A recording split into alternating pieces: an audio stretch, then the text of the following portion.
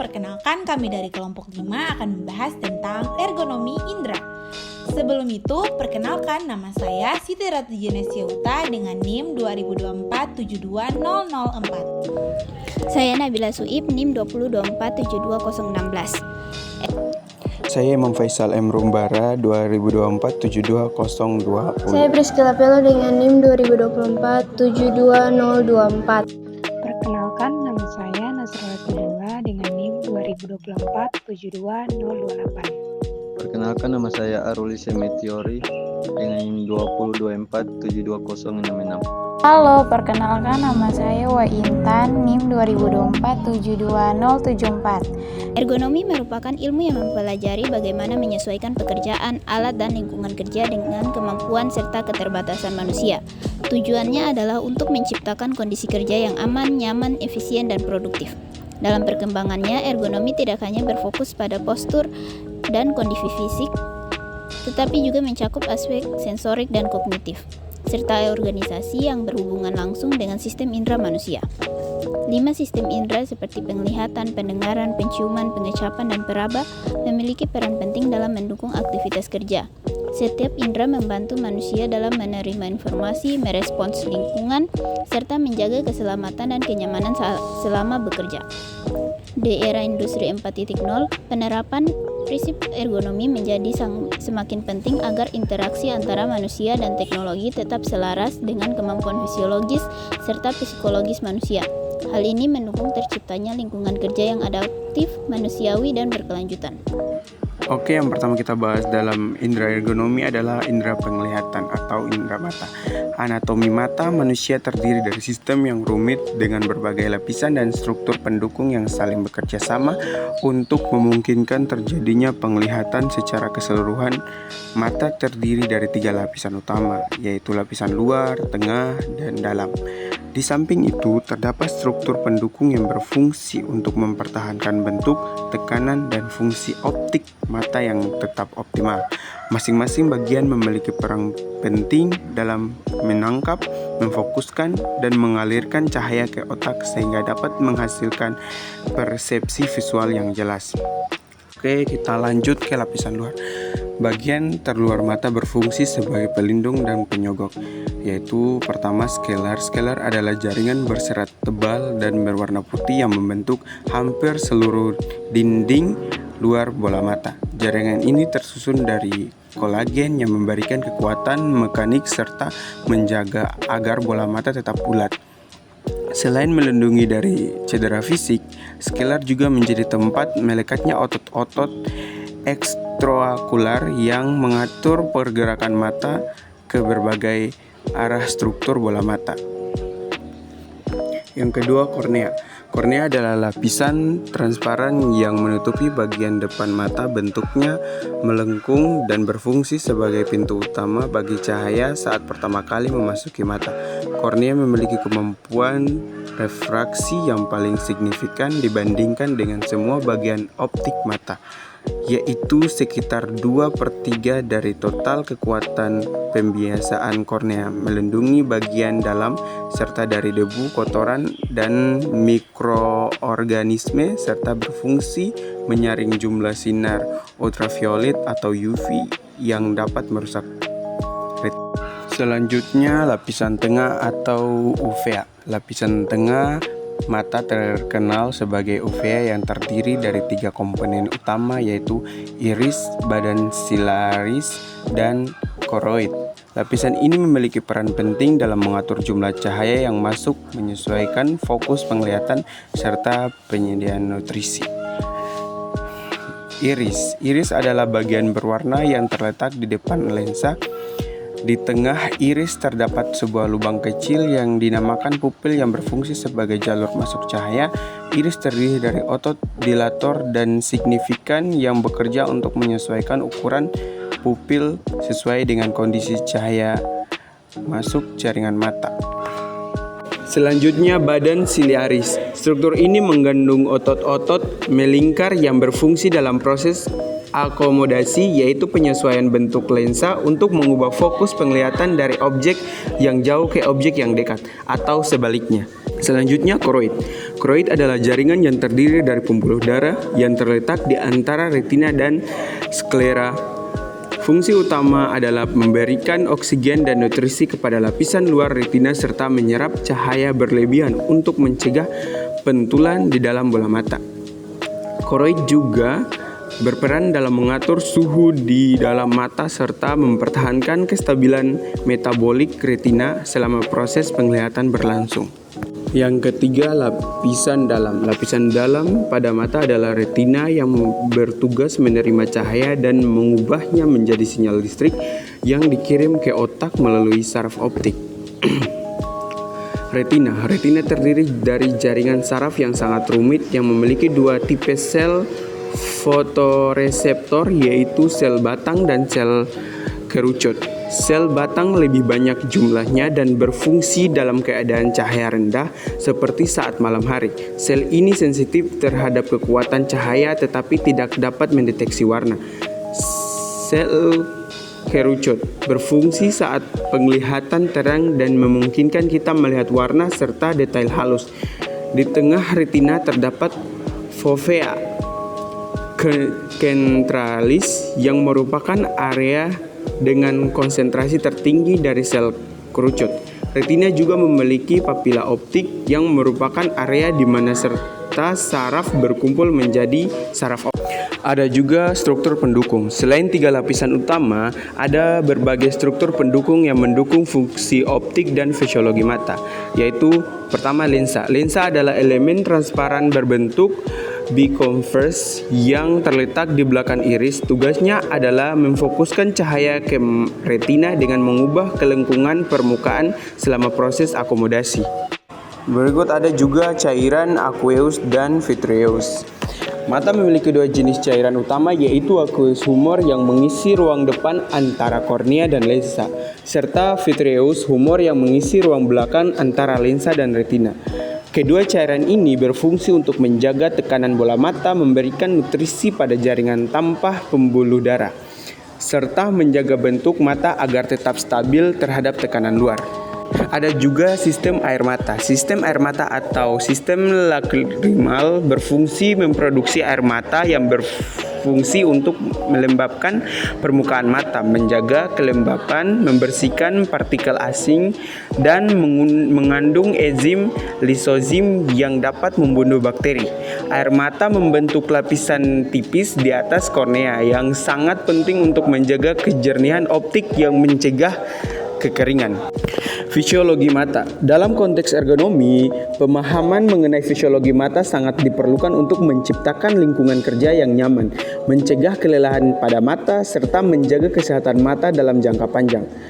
Mekanisme penglihatan atau fisiologi visual dimulai ketika cahaya dari sekitar masuk ke mata melalui kornea karena membiasakan cahaya ke fokus sebagian besar sinar ke lensa. Selanjutnya, lensa mata mengubah bentuknya melalui proses akomodasi yang memastikan cahaya berfokus dengan tepat di retina, terutama di bagian fovea centralis yang memiliki ketajaman penglihatan tertinggi.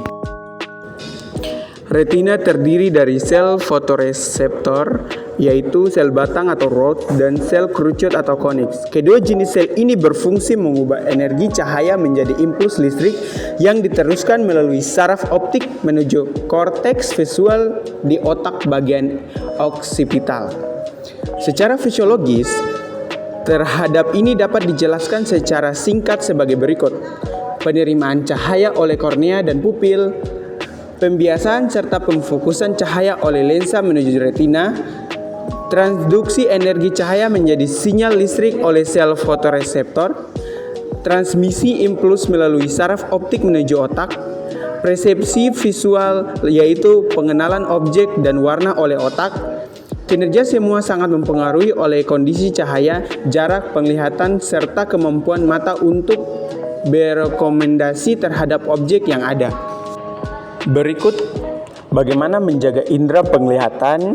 Pertama yaitu bacalah di ruangan yang terang. Kedua, batasi paparan radiasi pada mata seperti HP, TV, dan matahari. Ketiga, aturlah jarak mata dengan buku atau objek yang dibaca.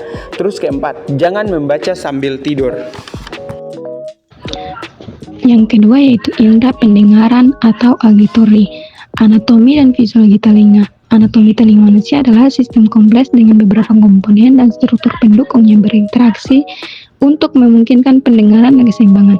Secara umum, telinga terdiri dari 3 bagian utama, yaitu telinga luar, telinga tengah, dan telinga dalam. Anatomi telinga luar. A. Auricula atau daun telinga. Struktur kartilogi yang menonjol dari samping kepala berfungsi sebagai corong alami untuk mengumpulkan suara dari sekitar.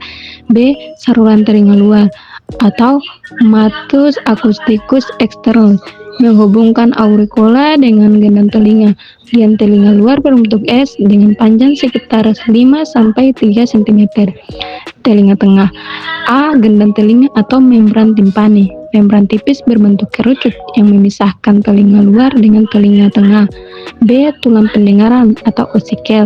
Telinga tengah berisi 3 tulang kecil, yaitu malleus atau tulang martil, incus atau tulang landasan, stapes atau tulang pengordim. Telinga dalam, kolea atau rumah siput, struktur spiral yang menyerupai cangkang siput dan memiliki panjang sekitar 35 mm direntangkan. B. Sistem vestibular, bekerja sama dengan sistem visual dan propriosoptif untuk menjadi keseimbangan dan orientasi tubuh dalam ruang. Struktur pendukung, saraf pendengaran mengirim sinyal suara ke otak, saraf vestibular mengirim sinyal keseimbangan ke otak, sekular darah penting untuk fungsi serem lembut.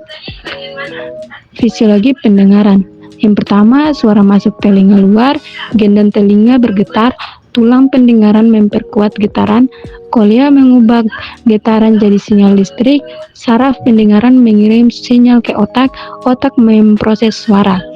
Fisiologi keseimbangan. Yang pertama, sistem vestibular mendeteksi gerakan dan posisi kepala.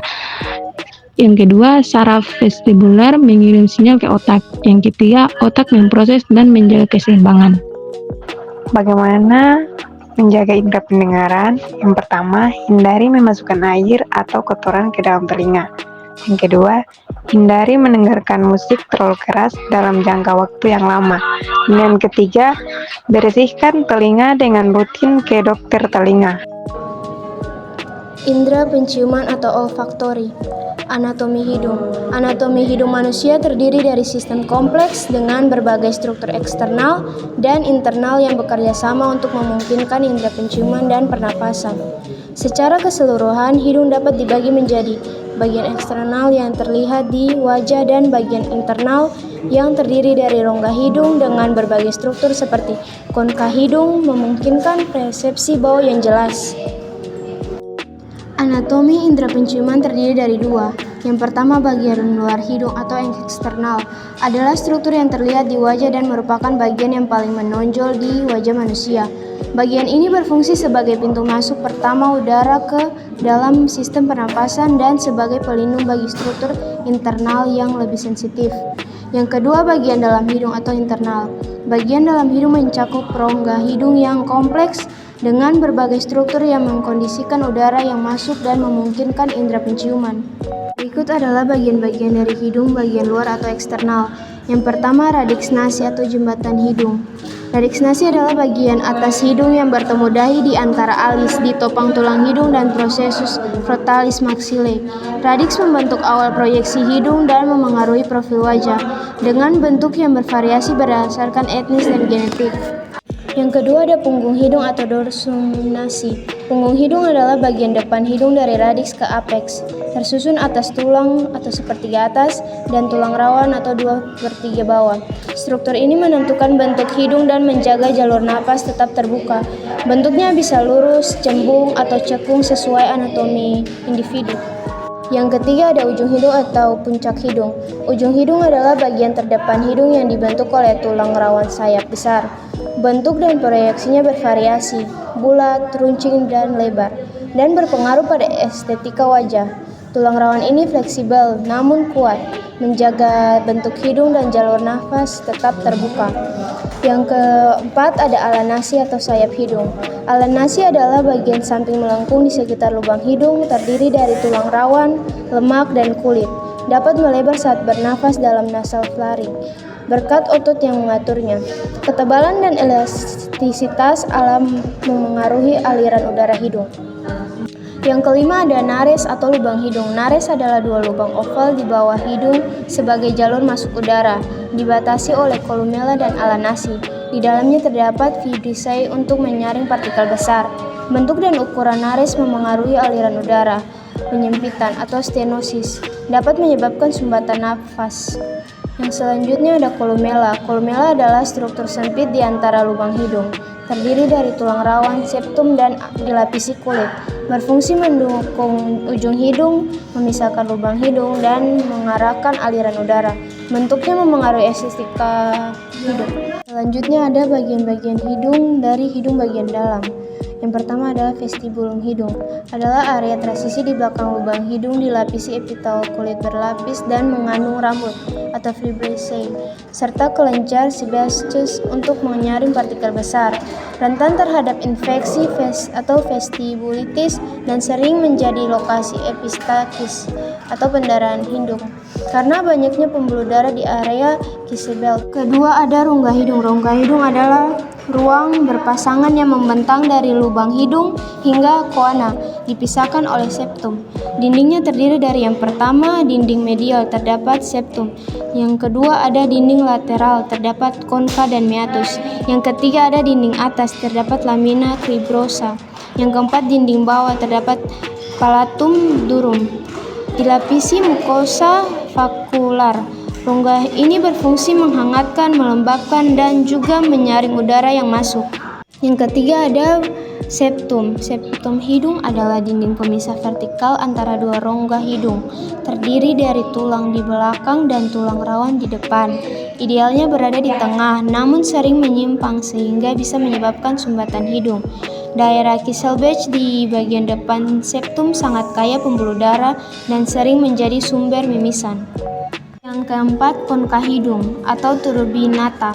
Konka hidung adalah struktur tulang yang dilapisi mukosa yang menonjol dari dinding samping rongga hidung dan membentuk lipatan yang memperbesar permukaan untuk kontak dengan udara. Ada 3 konka hidung di setiap sisi. Yang pertama konka hidung bawah, konka hidung tengah, dan konka hidung superior. Yang kelima ada saluran hidung. Saluran hidung adalah ruang atau saluran yang terletak di bawah setiap konka dan berfungsi sebagai saluran aliran udara dan drainase. Di saluran hidung terdapat 3 saluran. Yang pertama saluran hidung inferior, dan kedua ada meatus media, dan ketiga ada meatus superior. Di meatus superior terbagi atas 3. Yang pertama regio olfactory atau epitel olfactory, yang kedua ada cilia olfactory, dan ketiga ada mucus olfactory. Selanjutnya ada fisiologi hidung. Proses penciuman terdiri dari 4 fase utama. Yang pertama, akses molekul bau. Hanya 5-10% udara mencapai area penciuman. Molekul bau harus larut dalam lendir dan dibawa oleh protein OBP. Kedua, transduksi reseptor. Bau mengikat reseptor olfaktori atau OR di silia. Manusia memiliki 350-400 OR. Masing-masing neuron hanya mengekspresikan satu jenis. Yang ketiga ada pengkodean saraf. Kombinasi aktivitas OR menghasilkan pola bau unik. Sinyal dikirim ke glomeruli di bulbus olfactorius dan dimodulasi oleh korteks. Yang keempat ada persepsi sentral. Sinyal menuju konteks olfactorius, amigdala, OFC, dan area lain yang memproses identitas, emosi, rasa, dan memori bau. Selanjutnya ada 2 cara untuk menjaga indera penciuman. Yang pertama, hindari menghirup bahan kimia berbahaya, dan yang kedua, membersihkan hidung secara teratur.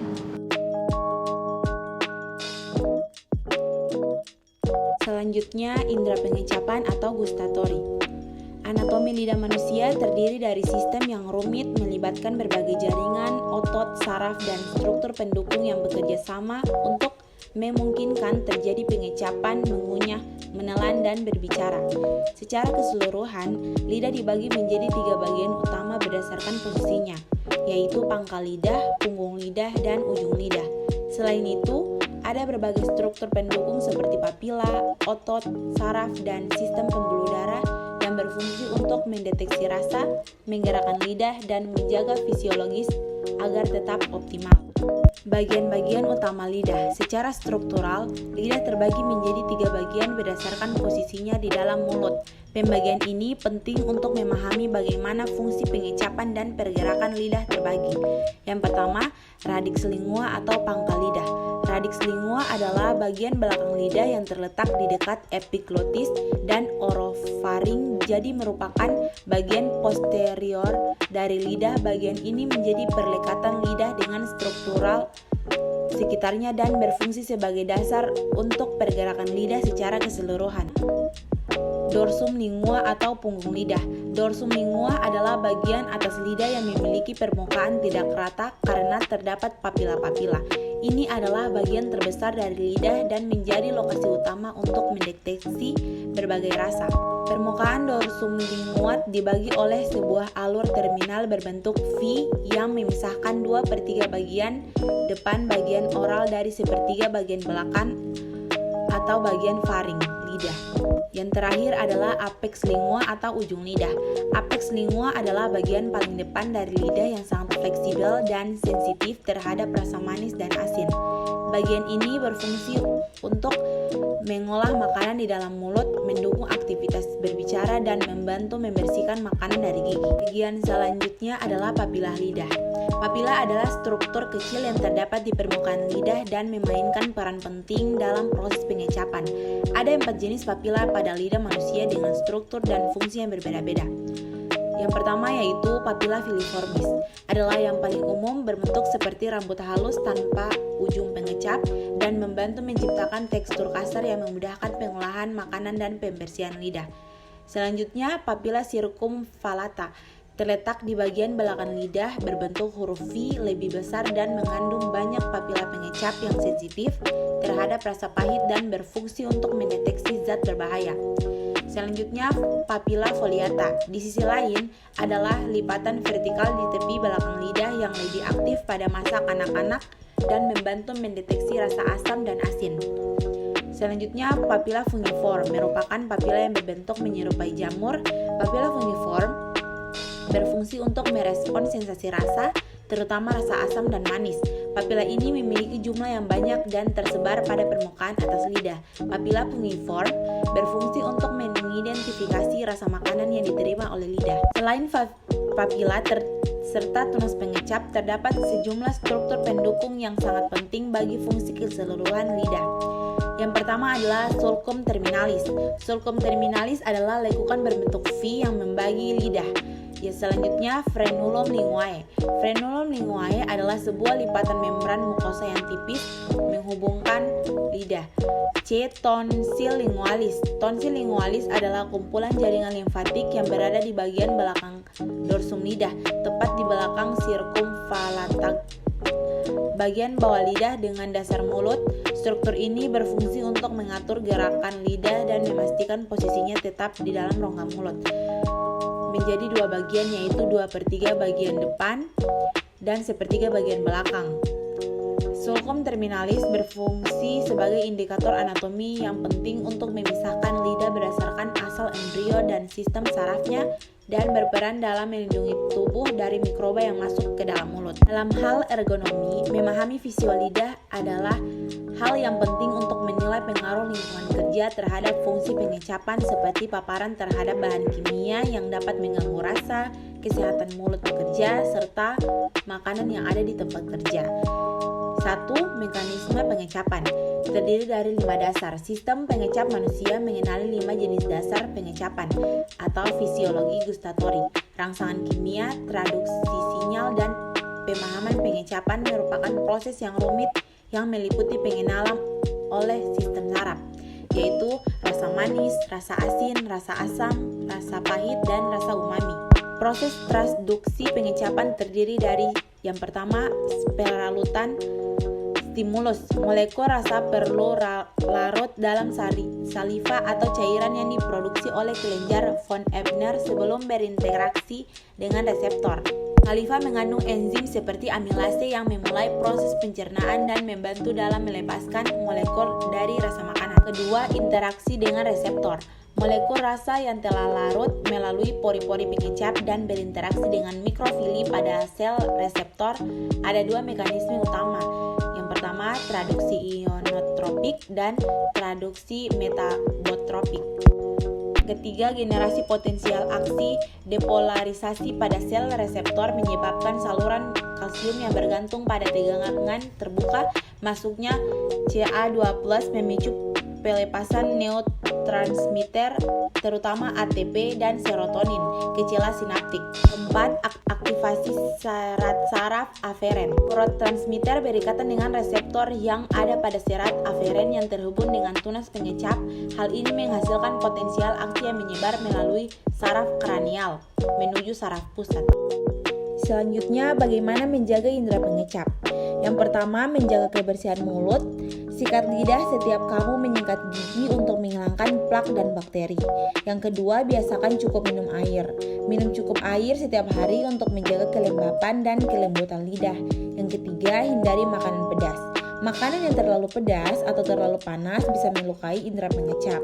Yang terakhir yaitu makan buah dan sayur. Perbanyak konsumsi sayur dan buah-buahan segar yang bernutrisi tinggi. Indra peraba atau taktil. Anatomi kulit. Di dalam kulit memiliki 3 lapisan utama. A. Epidermis lapisan paling luar, B. Dermis lapisan tengah, C. Hipodermis lapisan dalam atau subkutan.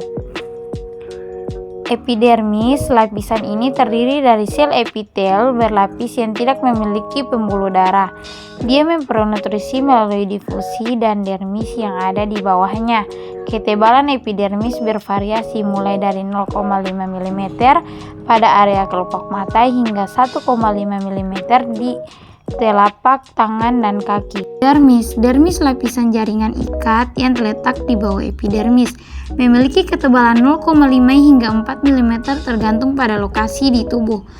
Dermis juga berisi pembuluh darah, pembuluh limfa, saraf, reseptor sensorik, folikel rambut, serta kelenjar keringat dan sebasea.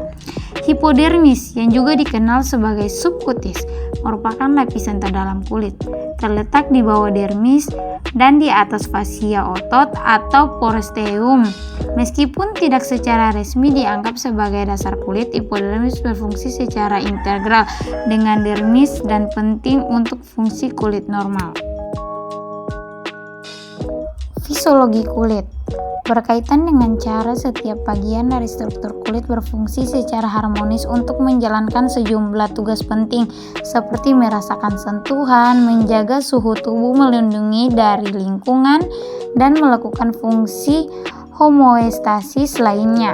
Proses perabaan dimulai saat rangsangan fisik diterima oleh reseptor di kulit yang kemudian diubah menjadi sinyal listrik, diteruskan ke sistem saraf pusat, dan akhirnya ditafsirkan oleh otak sebagai sensasi yang dapat disadari. Setiap fase dari proses ini bisa dipengaruhi oleh keadaan kesehatan, lingkungan kerja, serta aspek ergonomis. Gangguan sistem indera peraba, ergonomi taktil di tempat kerja, seperti neuropati perifer akibat pekerjaan adalah masalah pada saraf tepi yang disebabkan oleh elemen-elemen dalam lingkungan kerja dan dapat mengurangi kemampuan individu dalam merasakan sentuhan, suhu, rasa nyeri, serta posisi tubuh, atau disebut dengan propriosepsi. Salah satu jenis yang paling sering ditemukan adalah sindrom getaran lengan tangan atau juga disebut dengan HAVS, yaitu kondisi yang disebabkan oleh paparan berkelanjutan terhadap getaran dari alat atau mesin yang dipegang seperti alat listrik. Bagaimana cara pencegahan dalam gangguan indera peraba? Pencegahan dan penanganan HAVS dapat dilakukan dengan berbagai cara, seperti menggunakan alat dengan teknologi pengurangi getaran dan sarung tangan peredam getaran, atau disebut dengan engineering controls, membatasi durasi paparan dan melakukan rotasi tugas, atau disebut juga dengan administrative controls. serta menerapkan praktik kerja yang benar-benar seperti menggenggam alat dengan tekanan yang ringan dan memastikan alat selalu dalam kondisi baik. Bagaimana menjaga indera peraba? Dengan cara jangan mencuci tangan terlalu sering karena dapat merusak lapisan yang terdapat pada kulit. Menjaga kebersihan badan. Menjaga kebersihan badan secara teratur dengan menggunakan sabun yang lembut. Gunakan lotion atau tabir surya. Gunakan pelembab atau krim kulit secara teratur untuk menjaga kelembapan kulit. Ergonomi bertujuan menyesuaikan pekerjaan, alat, dan lingkungan dengan kemampuan manusia agar tercipta kenyamanan, keamanan, dan efisiensi kerja. Pemahaman terhadap 5 sistem indera penglihatan, pendengaran, penciuman, pengecapan, dan peraba sangat penting dalam menciptakan lingkungan kerja yang ergonomis. Setiap indera memiliki fungsi khusus yang mendukung aktivitas kerja, seperti mata yang memerlukan pencahayaan tepat, telinga yang harus dilindungi dari kebisingan, serta kulit yang membantu mendeteksi tekanan dan suhu untuk menjaga keselamatan. Penerapan ergonomi berbasis sistem indera dapat meningkatkan produktivitas, mengurangi risiko kelelahan dan cedera, serta menciptakan lingkungan kerja yang sehat dan manusiawi. Di era digital dan industri 4.0, prinsip human-centered design menjadi kunci agar teknologi tetap selaras dengan kemampuan alami manusia.